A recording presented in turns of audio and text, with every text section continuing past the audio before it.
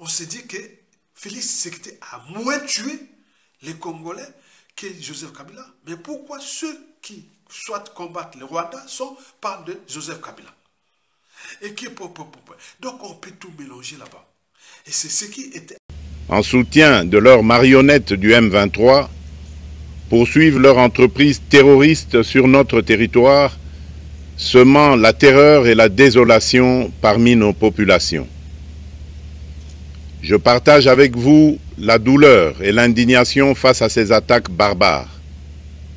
Ces actes ne sont pas seulement une attaque contre la République, mais une offense à l'histoire et à la dignité de notre peuple.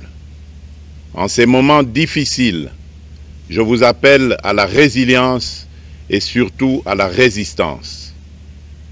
Face à cette situation, permettez-moi de vous rassurer. Une riposte vigoureuse et coordonnée contre ces terroristes et leurs parrains est en cours. Nos vaillantes forces armées de la République démocratique du Congo, symboles de courage et de patriotisme, sont pleinement mobilisées, prêtes à défendre chaque centimètre de notre territoire. J'ai personnellement convoqué et présidé des réunions de crise avec une équipe restreinte du gouvernement, le haut commandement militaire ainsi qu'une réunion interinstitutionnelle afin d'évaluer les récents développements de la situation et de lever les options pour repousser les agresseurs et reconquérir chaque parcelle de notre territoire. À cet effet, j'ai nommé ce 28 janvier le général-major Évariste Somo Kakule au poste de gouverneur militaire du Nord Kivu pour renforcer la coordination des opérations militaires et restaurer l'autorité de l'État. Un Congolais parle aux Congolais des deux rives du fleuve Congo. Madame, Monsieur, peuple congolais civilisé, bonjour. Soyons sérieux, soyons francs, soyons sincères. Évitons d'être hypocrites et manipulateurs. La République démocratique du Congo est victime d'un complot des grandes puissances internationales, des impérialistes et leurs valets africains et locaux pour les immenses richesses de son sous-sol. Le reste n'est que verbiage. Ne pas l'admettre, c'est être un malhonnête, un mafioso, un véritable malade.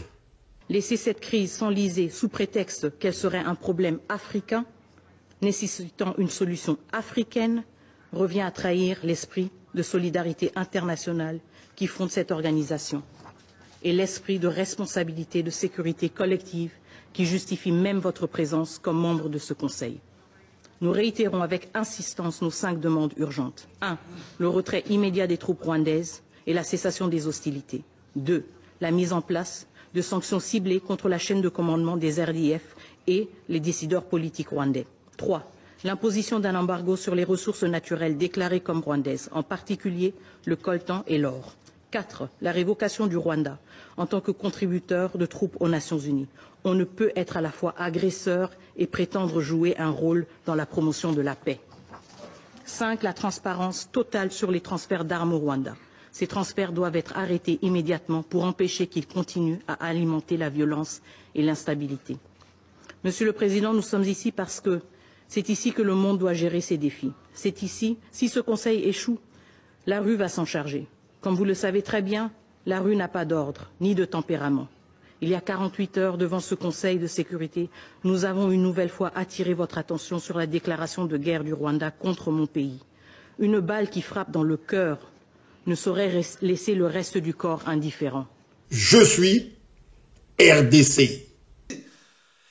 La maison a été fracassée par les Mobutu et les Joseph Kabila depuis l'assassinat de Emery Patrice Lumumba. En passant par l'assassinat de Laurent Désiré Kabila. Le pays là est foutu, c'est une vache à lait des minéraux et des terres rares au monde. Donc le programme de l'après Tshisekedi, il faut le commencer déjà par l'éducation. Donc